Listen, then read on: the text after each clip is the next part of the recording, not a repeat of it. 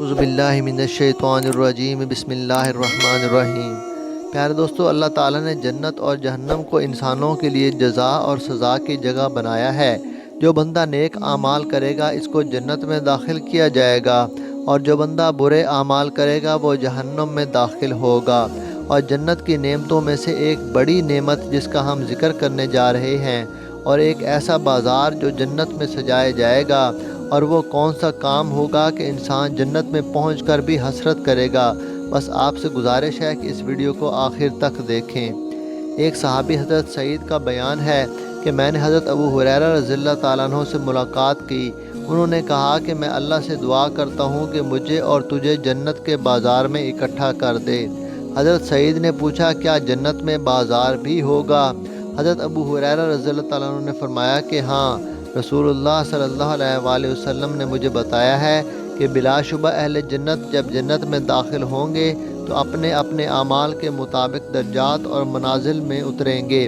اس کے بعد دنیا کے دنوں میں سے یوم جمعہ کی مقدار میں ان کو اجازت دی جائے گی کہ اپنے رب کی زیارت کریں، پس وہ اپنے پروردگار کی زیارت کریں گے۔ اس وقت خدا تعالیٰ اپنے عرش کو ظاہر فرما دے گا اور اپنا دیدار کرانے کے لیے جنت کے ایک بڑے باغ میں ظاہر ہوگا۔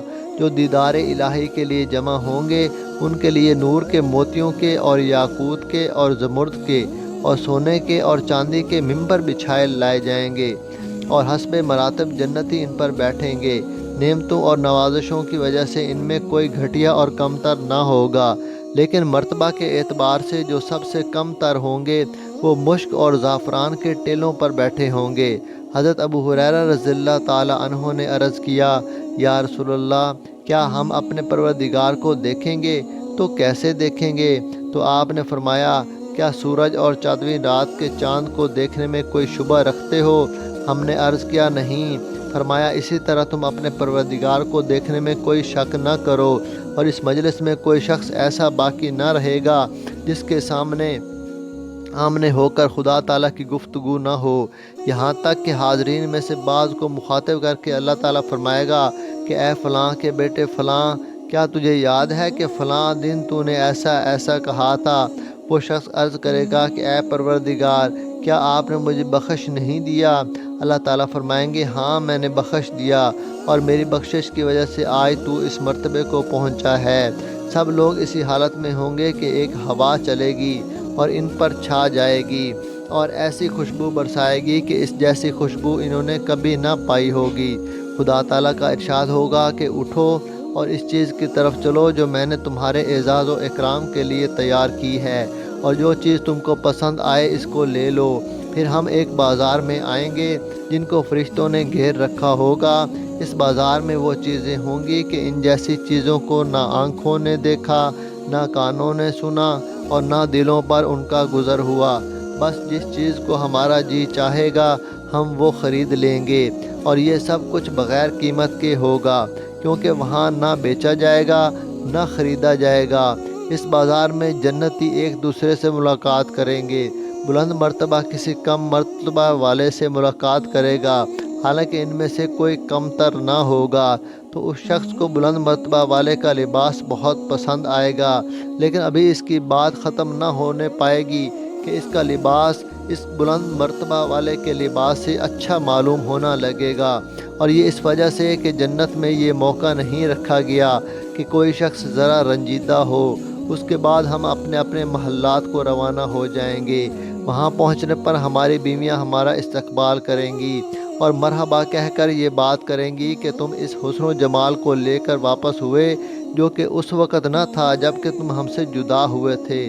ہم جواب میں کہیں گے کہ آج ہم نے اپنے پروردگار کے ساتھ ہم نشینی کی، عزت حاصل کی ہے، اور ہم اسی شان کے ساتھ آنے کے لائق ہیں۔ پیارے دوستو، جنت جس میں ہر نعمت موجود ہوگی، مگر وہاں اہل جنت کو صرف ایک حسرت ہوگی۔